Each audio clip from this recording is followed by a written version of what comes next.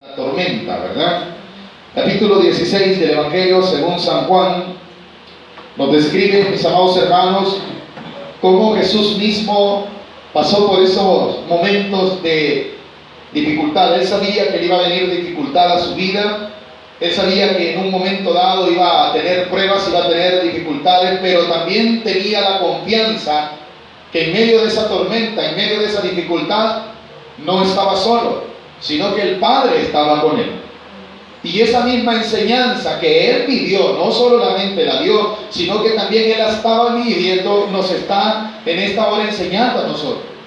Debemos de saber que aquí van a haber tormentas, van a haber pruebas, van a haber dificultades, porque a él le sucedió. ¿Cuántos sabemos que Jesús en un momento dado se llegó a sentir atribulado por causa de lo que le venía en cuanto a su crucifixión? Pero él sabía en quién había confiado, y eso traía a su corazón aquella paz que le hacía ver más allá de la prueba, que le hacía ver que un día iba a estar, Dios le iba a glorificar, que esto nada más iba a ser un problema que lo iba a pasar. Por eso él le dice en el versículo 32, he aquí, la hora viene y ha venido, ya. ¿El que creía Jesús que había venido? Lo que sigue, versículo 32, en que seréis esparcidos. Jesús estaba advirtiéndole a sus discípulos que iban a haber momentos en los cuales Él ya no iba a estar con ellos y que ellos, a causa de sentirse solos, iban a esparcirse. Lo iban a dejar. Porque ¿qué le llegaba al Señor Jesús? El momento cuando fuese apresado y cuando fuese llevado, ¿a dónde, hermano? Al martirio. Entonces Él les dijo, ahora viene, ya se acerca, ya está.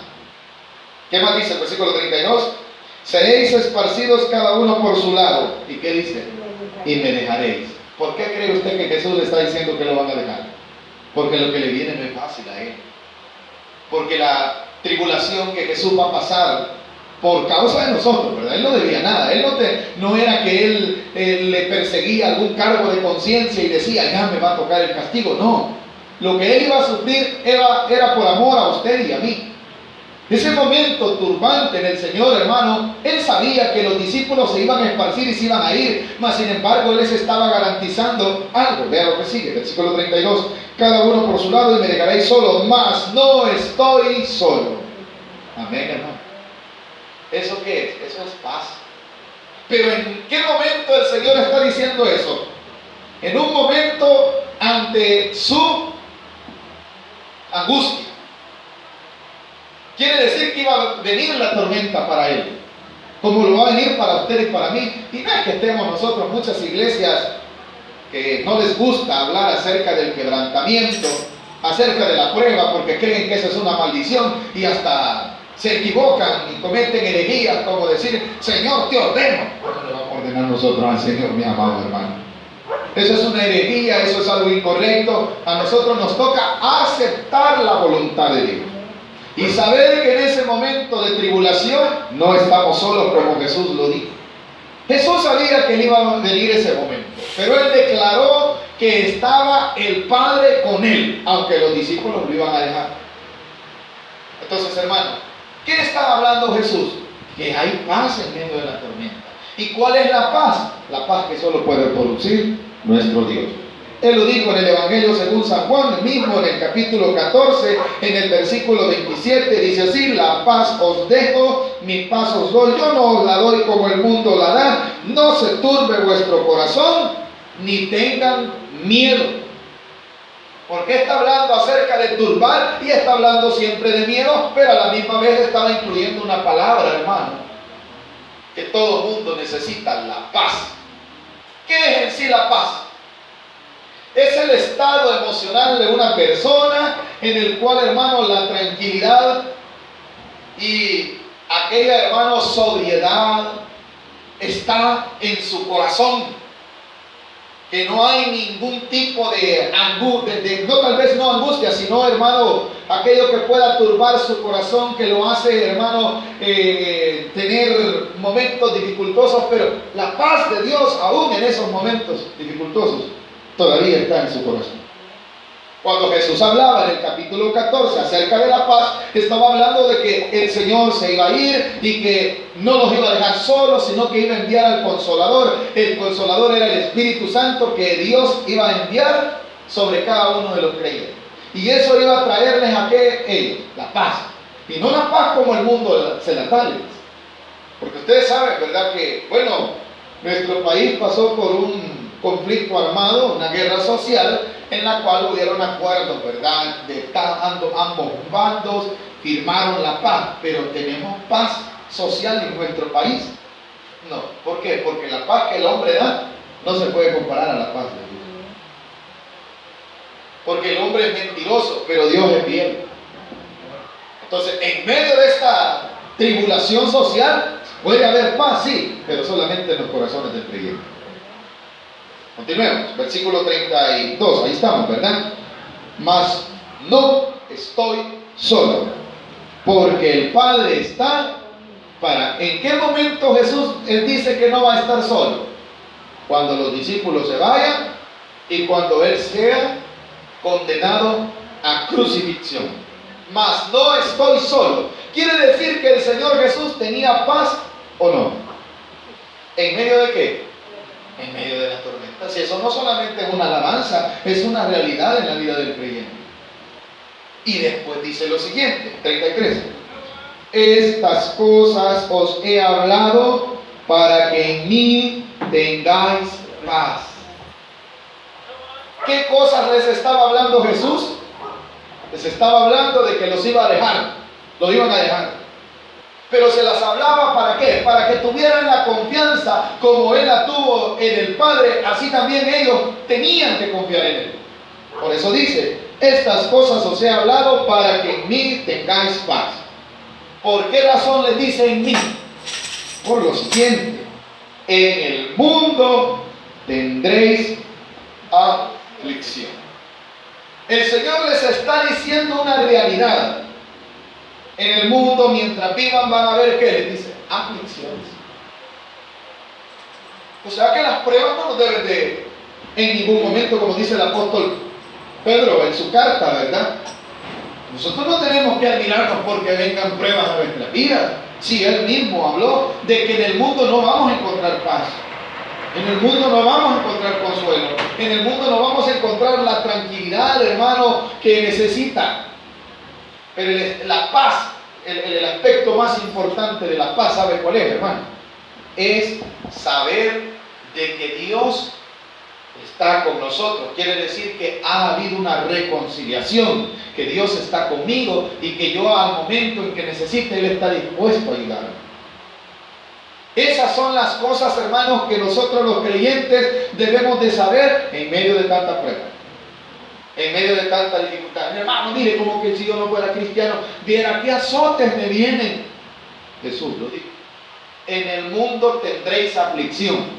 El mundo no ofrece nada bueno. El mundo no nos puede dar paz. El mundo no nos puede dar tranquilidad. El mundo no nos puede dar salud. El mundo no nos puede proveer de lo que Dios nos puede dar. El mundo lo que trae es aflicción. Si usted se quiere asustar, vea las noticias. ¿Qué traen las noticias a su corazón? Aflicciones. ¿Por qué? Que se mataron allá, que mataron, mire qué duro, ¿verdad? Las noticias matan a niños, hermanos, ¿cómo se dice? Los mutilan. Y eso, hermano, da una aflicción. El mundo no puede producir paz. La paz solo la puede producir ¿quién? Nuestro Señor Jesucristo. ¿Y cuántos tenemos a Jesús dentro de nuestro corazón? Entonces usted tiene paz. Hermano, usted me está hablando de que tengo paz, estoy afligido, no tengo pisto, no tengo, mi familia no quiere ya estar conmigo, ya no quiere que esté yo con ellos, hermano. Y ahí está Jesús, hermano, que le va a producir paz.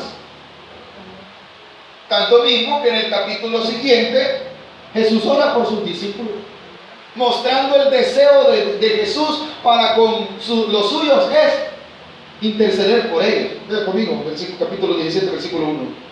Estas cosas os habló Jesús, y levantando los ojos al cielo dijo: Padre, la hora ha llegado, glorifica a tu Hijo para que también tu Hijo te glorifique a ti, como le has dado potestad sobre toda carne, para que dé vida eterna a todos los que le diste. Y esta es la vida eterna, que te conozcan a ti, el único Dios verdadero, y a Jesucristo, a quien has enviado. Parece ser, hermano, que Jesús ya se había, él venía enfocado, hermano. Su enfoque no era la tierra, su enfoque no eran los problemas terrenales, su enfoque era hacer la voluntad del Padre. Y eso le producía paz, eso le hacía ver, tanto que Juan, mi hermano, quien describe en este caso, ¿verdad?, los gestos del Señor Jesús, dice que alzó sus manos, lo dice el versículo 1, ¿verdad? Habló Jesús levantando los ojos al cielo. Quiere decir que está describiendo cómo Jesucristo, teniendo comunión con su Padre, se dirige a él. ¿Se lo imaginan ustedes? Si se trasladan a la escena, ¿qué es eso? Paz. ¿Y qué había dicho anteriormente? ¿Qué le venía a Jesús? Que los discípulos lo dejaran y que los gobernantes de la tierra de aquel tiempo lo condenaran. Pero él dice: Señor, he cumplido tu obra. Y vea el deseo de Dios más adelante, por favor, capítulo 17 siempre, versículo 6. Continuemos en el 6. Dice: he manifestado tu nombre a los hombres que del mundo me diste. No somos extraterrestres, éramos del mundo, pero Jesús, ¿qué dice? Nos tomó. ¿Quién es entonces el dueño de nuestra vida, amada iglesia? ¿Quién es el dueño de nuestra vida? Dios. Y no dice, pues, mira, yo tengo los hombres que tú me diste. Continúa, versículo 6. Ahí estamos, ¿verdad? He manifestado tu nombre a los hombres del mundo que me diste. Tuyos eran y me los diste y han guardado tu palabra. ¿Cuánto nos alegramos por guardar la palabra de Dios? Pero continúe, versículo 7. Ahora han conocido que todas las cosas que me has dado proceden de ti, porque las palabras que me diste les he dado y ellos las recibieron y han conocido verdaderamente que salí de ti y han creído que tú me enviaste. ¿Cuántos creemos esto, hermano? ¿Cuántos creemos que Jesús lo envió el Padre a favor de nosotros? Entonces, ¿qué le está diciendo en eso? Esto es una oración que Jesús no está hablando en estos momentos con sus discípulos. Jesús está hablando con su Padre. Está orando y diciéndole: Señor, aquí están los hombres que me diste. ¿Qué está haciendo por lo que le dio? Intercediendo. ¿Cómo entonces no vamos a tener paz si Jesús intercede por nosotros? No estamos solos. Lo que Jesús está enseñando es: miren, yo tengo comunión con el Padre. El Padre no me ha dejado. Ustedes me van a dejar cuando vengan a traerme, pero el Padre está conmigo. Señor, gracias, porque ahora se ha cumplido ya la obra que me diste, de enseñarles, de revelarles su nombre, se los he revelado y ellos han creído. Ellos ahora son míos, Señor, tú me los diste. Yo quiero que tú los bendigas. Está orando por sus discípulos. Quiere decir que la intercesión de Jesús por nosotros es a favor, pero no por todo el mundo. Ya lo va a ver, continúe, versículo 9. Yo ruego por quién, por ellos, no ruego por quién, dice hermano. ¿Cuántos nos llevamos esta palabra en el corazón? ¿Vale la pena estar en las manos de Dios? Sí, hermano. ¿Qué beneficio es ser hijo de nuestro Señor Jesucristo? Amén, hermano. ¿Qué está haciendo Jesús? Intercediendo por el mundo. No. Muchos estas palabras no les gustan. Muchos creen, hermanos, que a nosotros nos gusta excluir a los que no se congregan, a los que no creen en Dios. Muchos creen que nosotros somos los que no nos gusta tomarlos en cuenta. No, es que mientras no se arrepientan, ellos no tienen estos beneficios. Claro, tienen y alcanzan la misericordia de Dios, pero beneficios como estos no los tienen. Por eso es que el mundo, cuando le vienen pruebas, cuando le vienen aflicciones, mucha gente, hermano, lo que quiere es matarse. Muchos lo que quisieran es: mejor me voy a morir. ¿Por qué? Porque no tienen esperanza. ¿Por qué? Porque no tienen la paz de Dios en sus corazones. Ellos no tienen paz en la tormenta. Pero usted y yo, que somos creyentes, amada iglesia, cuán bendito Dios que intercede por nosotros. Cuando dice el versículo 9: yo ruego por ellos. ¿Por quiénes está rogando el Señor? Por sus discípulos. Y claramente aclara, valga la redundancia, las dos palabras, quiere decir lo mismo. ¿Qué dice el versículo? Y yo ruego por ellos, no ruego por el mundo. ¿Por quién? Por el mundo. Si Jesús está intercediendo, pero a favor de sus discípulos. ¿Y quiénes son sus discípulos en esta época? Usted dijo. Así que regocíjese. Está en prueba, está en escasez, está en enfermedad, está con problemas familiares, tiene esto, aquello, pero la paz de Dios está allí. Quiere decir, usted tiene paz en medio de la tormenta. Jesús está intercediendo por usted. Continúa, versículo 9. Yo ruego por ellos, no ruego por el mundo, sino por los que me diste, porque tuyos son. Aleluya. Usted es propiedad del Señor. Amada iglesia, usted no es parte solamente de una congregación que tiene como nombre Iglesia Evangélica La Gran Familia de Dios. No, más que eso, usted verdaderamente es hijo de Dios. Dios lo ha adoptado como su hijo. Dios intercede, Jesús intercede a favor de usted. ¡Qué privilegio! Gócese, amada iglesia. Por eso Jesús en otro capítulo anterior, en el 14, hablaba y decía: no se turbe vuestro corazón. Creed en mí, creed en Dios. Mire, hermano, no se turbe. Así que, hermano, la paz de Dios está en usted. Él no se la ha dado como el mundo se la da. Él la da sinceramente. Esa paz es esa seguridad de saber que no nos va a pasar nada. Esa paz es esa seguridad, hermano, que nada atentará contra nuestra alma, aunque estemos pasando por pruebas, porque posiblemente podamos pasar dificultades. Yo ruego por ellos, no por los del mundo. ¿Nos queda claro eso, hermano? ¿Qué más decía el versículo 9? Sino por los que me diste, porque tuyos son, y todo lo mío es tuyo, y lo tuyo mío, y he sido glorificado en ellos. O sea, Jesús está dándole lugar a sus discípulos. Les está diciendo: ellos valen la pena porque han creído lo que tú me enviaste que les dijese. Se lo dije y lo creyeron. Versículo 11. Y ya no estoy en el mundo, mas estos están en el mundo. Aquí quedemos claros. Amada iglesia, Dios sabe dónde estamos. Jesús sabe dónde vivimos. Jesús sabe lo que nosotros tenemos alrededor nuestro. Su intercesión cuando está hablando con su Padre Jesús es por una razón. Señor, mira, yo ya me voy. Yo voy a ser crucificado, voy a resucitar y me voy a ir contigo. Pero ellos aquí van a quedar. Y aquí es difícil. Aquí es difícil, pero les dice en el versículo 11: y ya no estoy en el mundo, mas estos están. ¿A dónde vive usted? ¿A dónde vivimos? Todavía vivimos en el mundo. Pero hay algo que en su corazón debe de estar. Usted vive en esta tierra donde vive todo el mundo, pero vea lo que dice el versículo 11. Y ya no estoy en el mundo, mas estos están en el mundo. Y yo voy a ti, Padre Santo, a los que me has dado. ¿Cómo? Guárdalos. Guárdalos. ¿Por qué está el Señor Jesús intercediendo por nosotros? Porque Él sabe en el lugar donde vivimos. ¿A dónde estamos todavía, hermanos? En el mundo. El que está pidiendo Jesús por sus discípulos, que los guarde.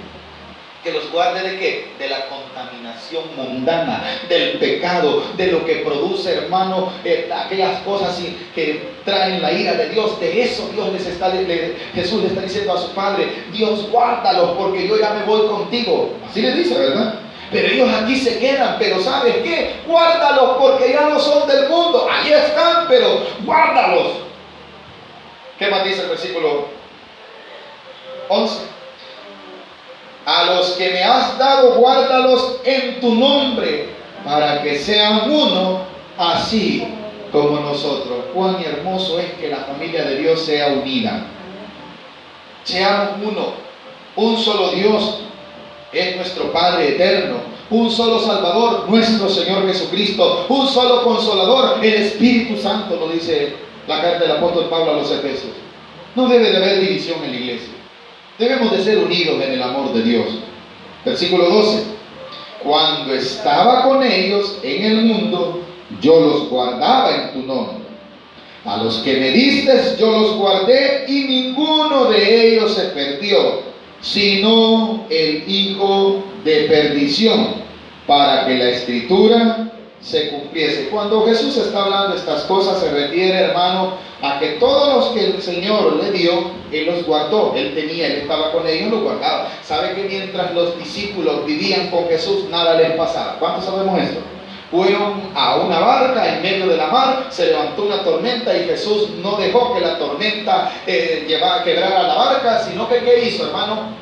Le habló al viento, ¿verdad? Eso que es paz en medio de la tormenta. Amén, hermano. Cuando Jesús va, hermano, también en otra ocasión dice la palabra del Señor que estaban muchos oyendo su mensaje y llegó la hora ya de parecer que tenían que retirarse e ir a comer. Jesús no los dejó aguantar hambre, sino que dice que multiplicó los panes y los peces. ¿Qué les pasaba a los discípulos con Jesús? ¿Qué les pasaba? ¿Algo malo les pasó? Nada, nadie les decía nada. Imagínese usted, ¿verdad? Qué seguridad no han de haber sentido los discípulos. Trasládese usted a la escena cuando Jesús andaba aquí en la tierra y usted con él. Trasládese a esa escena. ¿Cómo no se hubiese sentido usted? ¿Se hubiese sentido seguro o no? ¿Se hubiese sentido proveído? ¿Sí o no? Hombre, un privilegio seguir a un gran líder como nuestro Señor Jesucristo. Por eso es que cuando los fariseos querían atacarlo y le hacían preguntas, ellos se admiraban de la forma como el Señor enseñaba, porque enseñaba con una gran autoridad. Hay un verso en la Biblia del Nuevo Testamento que muestra que ellos se admiraban de la doctrina, de cómo les enseñaba. Hombre, era un privilegio, hermano, sentirse orgulloso de estar a la par de Jesús, imagínense. Entonces, pero ahora es que no va a estar. Entonces les dice, yo ya no estoy, pero te pido que los guardes. Versículo 12. Así como dice el versículo, cuando estaba con ellos en el mundo, yo los guardaba en tu nombre. A los que me diste, yo los guardé. Y ninguno de ellos se perdió, sino solo ¿quién? El Hijo. ¿A quién se refiere con esto? A Judas. Judas ya estaba predestinado, porque en su corazón había incredulidad, porque en verdad él nunca creyó como los demás discípulos. Él tenía un concepto del reino de Dios terrenal, no como verdaderamente debería de ser. Entonces, por esa razón es que Judas, al cual el mismo Señor Jesucristo dice, este ya estaba destinado, no es que yo lo perdí. En su corazón había desobediencia. Pero aquellos que siguen y creen en el Señor Jesús, Él se encarga de ellos. Continúa el versículo 13. Pero ahora voy a ti, otra vez recalcando, el destino de Jesús después de estar con sus discípulos, después de su crucifixión, ¿cuál era? La gloria eterna. ¿Qué más dice? Pero ahora voy a ti, y hablo esto en el mundo para que tengan mi gozo cumplido en sí mismo. ¿Qué quería el Señor? No solamente quería la paz en nosotros, sino que también quiere gozo. ¿Y cómo vamos a tener gozo si no hay paz? No se puede. 14. Yo les he dado tu palabra y el mundo los aborreció. ¿Por qué los aborreció? Porque no son del mundo, como tampoco yo soy del mundo. ¿Se recuerdan de este mensaje que predicamos ya hace unos días, verdad? ¿Por qué el mundo no nos quiere? Por eso. Por eso, ay, déjala, ¿qué pasa? No le vayas a hablar, no la vayas a invitar. Por esto, porque no somos del mundo. Amén, hermano. 15. No ruego que aquí ponga atención, hermano. No ruego que los quites del mundo, sino que los guardes del mal. Jesús, si hubiese querido hacer otra tierra donde vivieran solo los creyentes, ahí no estuviera. Pero no, es necesario que estemos aquí. ¿Para qué? Para que Él se refleje en nosotros. Así como Jesús revelaba a Dios, también ahora ¿quiénes revelan a Jesucristo? Nosotros. Jesús vino a revelar al Padre. Amén, hermano. Se lo reveló al hombre, pero Jesús ya se fue. Entonces, ¿quiénes revelan lo del reino de Dios? ¿Quiénes revelan lo de Jesucristo? Usted y yo, que somos sus creyentes. Ese es el propósito. Por eso les dice, no que los quite. ¿Por qué entonces, hermano? Es necesario que usted viva aquí. Es necesario que usted viva en medio de los mundanos. Es necesario que usted viva aquí. Aquí se está predicando la palabra de Dios. Allí tienen otra cosa. Igual en otra parte tienen otro tipo de visión. ¿Por qué? Porque no tienen la visión nuestra. La visión de nosotros es el reino de los cielos. Entonces, amada iglesia, llévese eso en su corazón. Dios en nosotros es la paz. Y es necesario que vivamos aquí. No estemos, hermano, ay hermano, yo quisiera que el Señor me llevara allá. No, amadita iglesia. Es necesario que aquí estemos. ¿Para qué? Para que seamos guardados por Él. Y de esa forma estamos dando testimonio de que Él está en nosotros. Entonces, ¿hay paz en medio de la tormenta? Sí. ¿Y quién es la paz? Nuestro Señor Jesucristo. Continúa el versículo 15.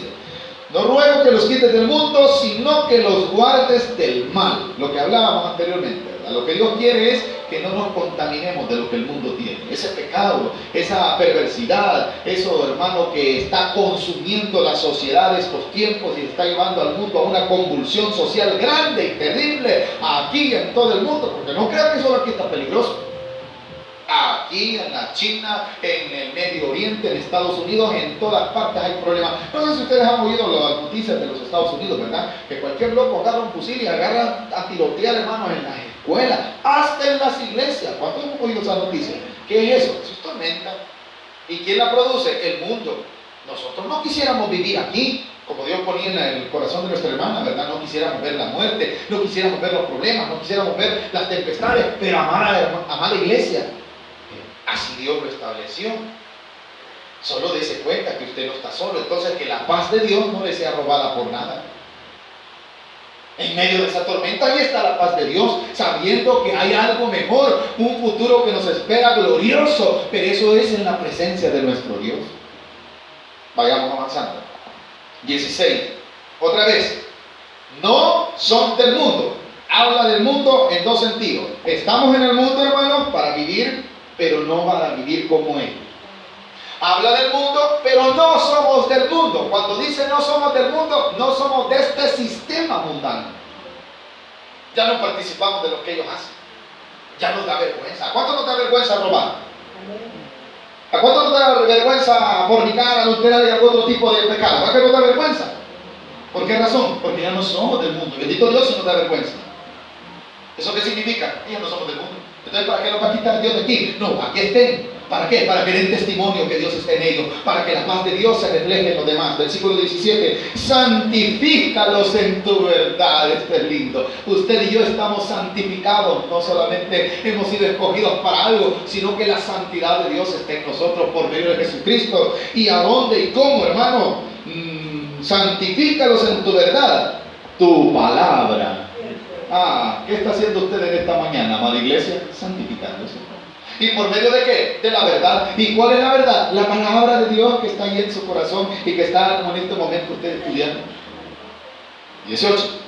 Como tú me enviaste al mundo, ya ve, este era el propósito. Como tú me enviaste al mundo, así yo los he enviado. ¿Cuántos no quisiéramos nosotros vivir en otro mundo, verdad? Donde no hay violencia, donde no hay escasez, donde no hay tribulación, no hay angustia ni dolor. ¿Cuántos de nosotros quisiéramos eso? Yo quisiera eso. Pero ¿sabe qué? El Señor nos ha enviado a este mundo lleno de ¿qué? De tribulación. ¿Lleno de qué? Aflicciones. ¿Lleno de qué? De tormentas. Pero en medio de esto está ¿qué? La paz. ¿Y cuál paz? La de Dios. Vayamos terminando los últimos versículos de esta parte. 19 y 20 dicen así: y por ellos yo me santifico a mí mismo, para que también ellos sean santificados en la verdad. Mas no ruego solamente por esto. Este versículo es clave en la vida cristiana. Este versículo es la puerta abierta para usted y para mí, porque por ahí andan muchas sectas que dicen eso solamente fue para los discípulos del tiempo de Jesús. Según este versículo no. ¿Por qué? Ponga atención, lo vamos a leer de corrido y le vamos a poner la atención debida y que sea el Espíritu Santo poniendo en nuestro corazón la fe para entender y para poder discernir qué significa el versículo 20 cuando dice: mas no ruego solamente por esto, sino también por los que han de creer en mí por la palabra de ellos. Ahora, ¿por qué cree usted en Jesucristo? Jesús vino y se le presentó en persona a usted. A mí en persona no, literalmente no. ¿Por qué yo creí en la palabra? Porque hubieron discípulos que creyeron. Cuando dice han de creer, está hablando de qué tiempo. Futuro. En el actual, en el momento escrito del versículo, eran sus discípulos. Pero cuando dice han de creer por la palabra de ellos, ya no va a ser por él, sino que va a ser por la palabra que prediquen ¿quiénes? Sus creyentes. Entonces usted y yo, ¿por qué creímos? Porque hubo alguien que creyó en Jesús hace mucho tiempo y vino trasladando esta palabra hasta que llegó a usted y a mí. Entonces también el Señor estaba orando también por qué, por usted y por mí entonces. Pero le tengo una noticia, no solo por usted y por mí, ni por los que estaban en el tiempo de Él, sino también por los que han de seguir siendo creyentes después de nosotros. ¿Y cómo se van a hacer creyentes? Porque usted y yo les vamos a predicar la palabra de Dios y ellos van a creer. Es importante entonces predicar, claro que sí. Entonces queda completamente cerrada aquella posición errónea de los que dicen que estas promesas solamente eran para sus discípulos. No. El versículo 20 dice que han de creer por la palabra que ellos van a predicar. ¿Por qué? Él ya no iba a estar, pero ellos iban a seguir, van a seguir predicando. Y al seguir predicando otros iban a oír, y el oír de la palabra dice que viene la fe. A estos que iban a creer también el Señor ya estaba intercediendo por ellos. Por eso es que es palabras para nosotros también. Cuando dice el versículo 20, mas no ruego solamente por estos, sino también por los que han de creer. Eso está escrito en futuro.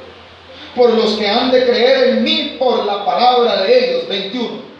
Para que todos sean uno como tú, oh Padre, en mí y yo en ti, que también ellos sean uno en nosotros, para que el mundo crea que tú me enviaste. ¿Cuántos creemos que el Señor nos ha enviado, iglesia?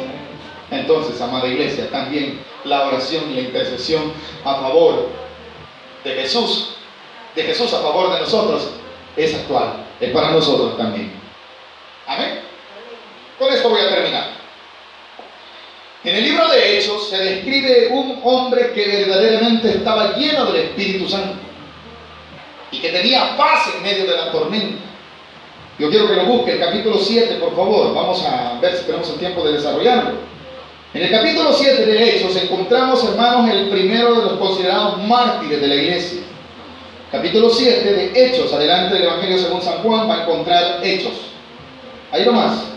Y vamos a ver, hermanos, cómo en verdad este hombre verdaderamente tenía paz. Hechos 7. En el capítulo 7, en el versículo 51, vemos a Esteban, uno de los discípulos del Señor Jesús. Jesús ya murió, Jesús ya resucitó y ya se fue con el Padre.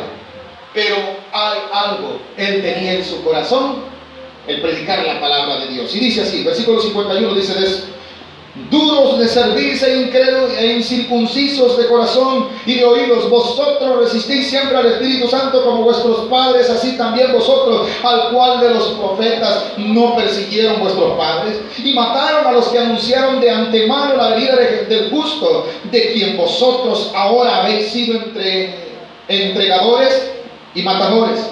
Y vosotros que recibisteis la ley por disposición de ángeles y no la guardasteis. Esteban está predicando, Esteban les está diciendo, ustedes son igual que vuestros padres mataron a los profetas, también entregaron al Cristo que murió a favor de nosotros y ahora nos persiguen a nosotros. ¿Qué estaba haciendo Esteban, hermanos? Predicando la palabra de Dios en medio de un mundo violento.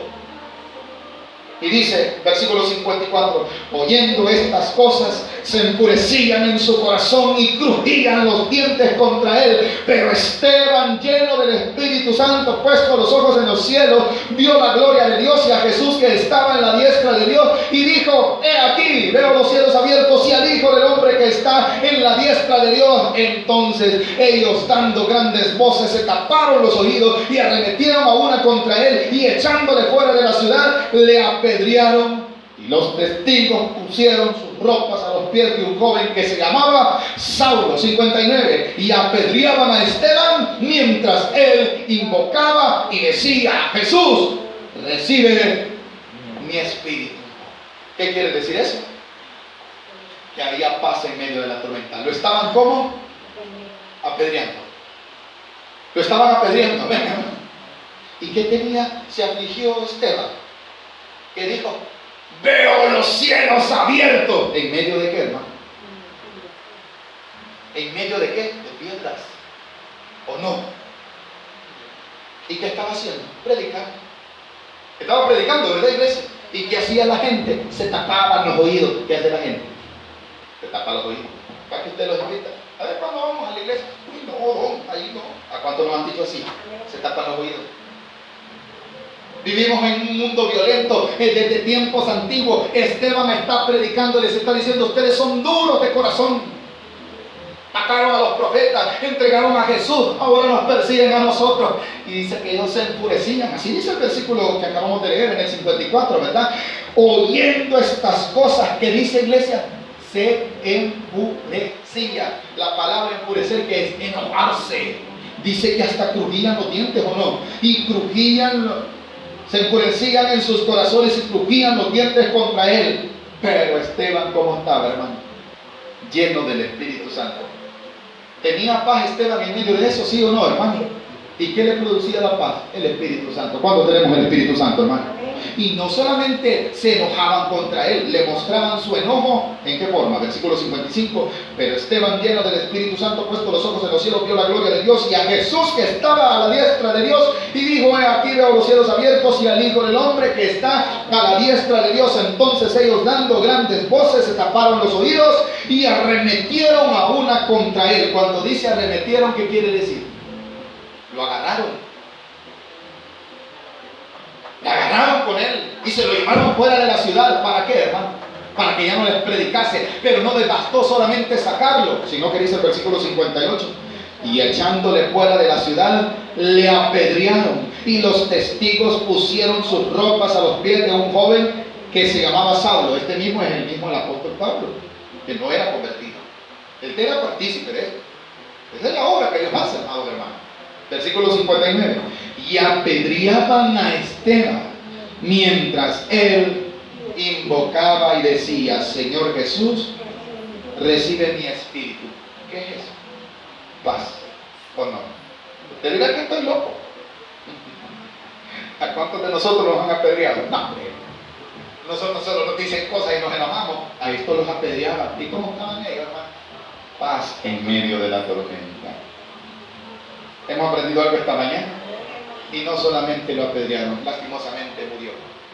Por eso él dice en el versículo 59 al final: Señor Jesús, recibe mi espíritu. Eso es lo que usted debería hacer. Señor, si me han de matar, soy suyo, Señor. 60, y puesto de rodillas, clamó a gran voz: Señor, no les tomes en cuenta este pecado. Y habiendo dicho esto, ¿qué dice? ¿Cómo durmió este hombre? En las manos de Dios. ¿En paz o no, hermano? ¿Por qué? Señor, desciende y consume estos sinvergüenzas. ¿Para qué nos dice eso? Muchos de nosotros: Señor, ojalá que ese sinvergüenza le pase algo para que se arrepienta. Amén, hermano. Pero el que tiene a Jesús tiene la paz de Dios. Aquí está la muestra. Murió, y murió bien duro, apedreado. Pero aún así no perdió la paz que Dios había puesto en su corazón.